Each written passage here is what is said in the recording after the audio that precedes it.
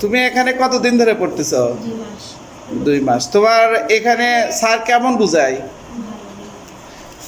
আচ্ছা, পড়া কি তোমাকে ঠিক মতো বুঝে দেয়? বুঝে দেওয়ার পরে তুমি কি পড়াটা করতে পারো বাসায়? যে পড়াটা তোমাকে বুঝে দেওয়া হয় সেই পড়াটা বাসায় তুমি করতে পারো?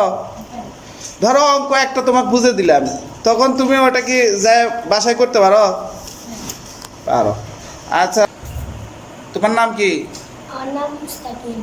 মুস্তাকিন, তুমি এখানে কেন পড়ো? তোমার স্যার কেমন? ভালো। কি কারণে এখানে পড়তে ভালো লাগে তোমার?